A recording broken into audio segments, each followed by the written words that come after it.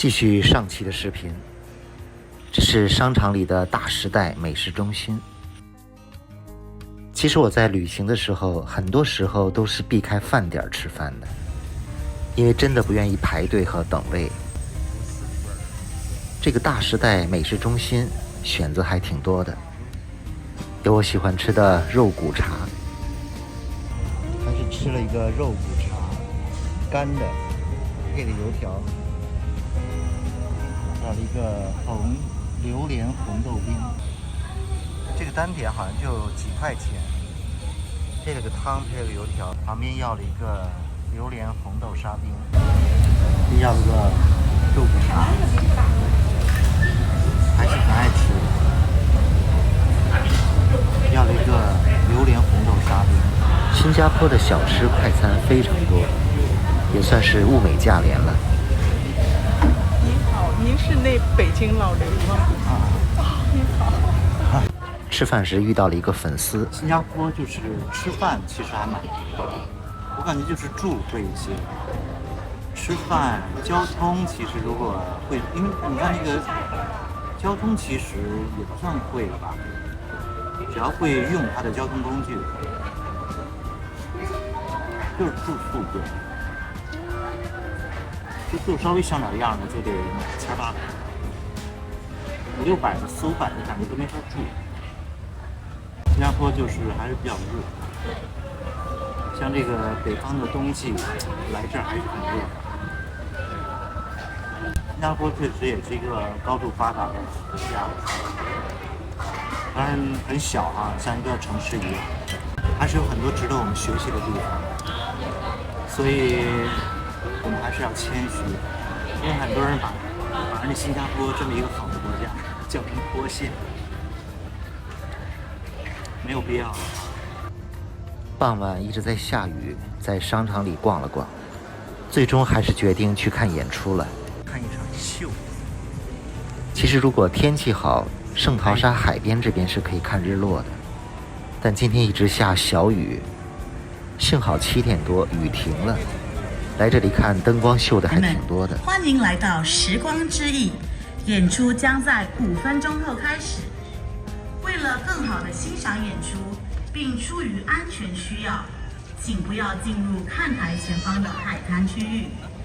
这个演出有门票，网上买60多人民币。不要使用闪光灯。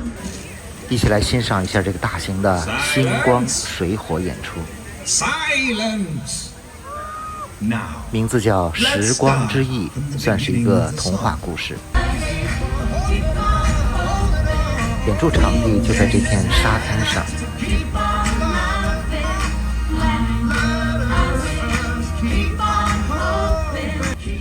演出用了灯光、水火和瀑布几个元素。这个演出从2018年开始的，据说当时耗资了1000多万新币和5000多万人民币打造的。这个时光之翼的演出讲述了一个穿越时空的传奇故事，这是沉睡了数千年的史前巨鸟沙巴斯。有一天他一觉醒来，赫然发现自己已经身处在现代中。他认识了2个年轻的探险家，于是3个同伴展开了一段精彩冒险之旅，协助沙巴斯去找寻他的回家之路。how exactly can you travel through time? Well, thanks to my wings of time, of course. Oh, of course. 欣赏几段精彩的演出片段。整个场景还是比较大的。 Look, Felix, we must have reached the Silk Road era.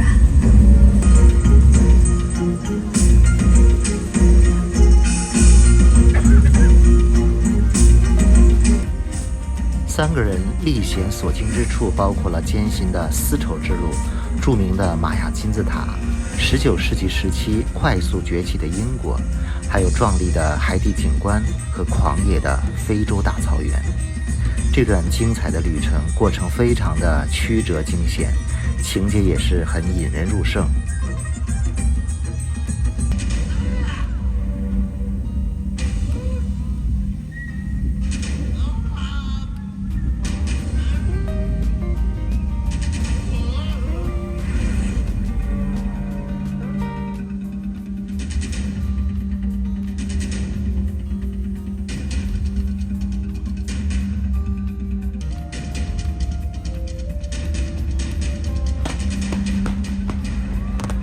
其实整个剧情也比较简单，主要是看这种现场的感觉。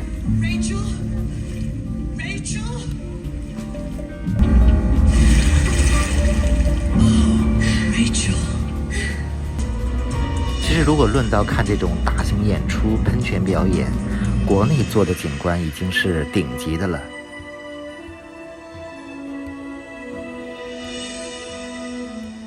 这个时光之翼的演出，当时也是耗资了5000万人民币打造出来的，结合了多媒体的特效、喷泉、立体的视觉效果、烟花汇演，加上水幕的立体投影、火焰还有激光特效的配合，营造出了栩栩如生的场景和活灵活现的人物。所以如果来新加坡旅游，时间充裕，正好又来到这个圣淘沙岛，可以晚上在这儿看完日落，再欣赏一下这个演出，花费就几十块钱。这个喷泉的高度也是挺高的。他们来到了非洲大草原。演出的后半部分，视觉效果越来越精彩。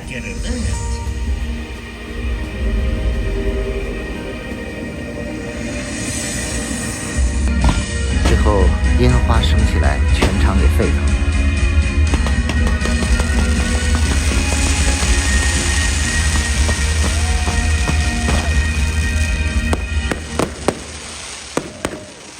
这个演出总的来说还是有一定性价比的，顺道看一看也还不错。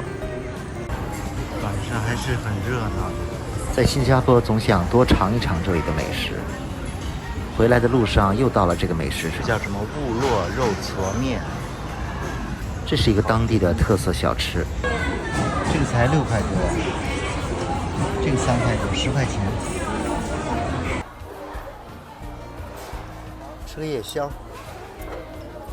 其实都不饿。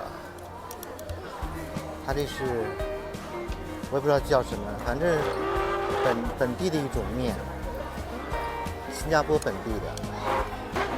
看着很好吃，今天整整玩了一天，累死了，晒得直出黑油，迷茫。我今天为了拍这个演出还2次上岛，第2次坐公交车去的，因为我买的这张通票卡没怎么用，不能浪费。然后下车呢，下山我又是坐的这个车，所以他这个车呀是上去要过那个闸机检票，下山的时候是不检票的。所以说来新加坡最大的开销实际上是机票和住宿，其他的花费都可以说非常少。又回到了我住的唐人街，这里晚上非常热闹，所有餐馆都爆满，主要都是四川菜和东北菜。2块5。买了一杯2块5。马上到春节了，新加坡的节日气氛也是比较浓的，尤其是华人街这一带，到处都是龙年的标志。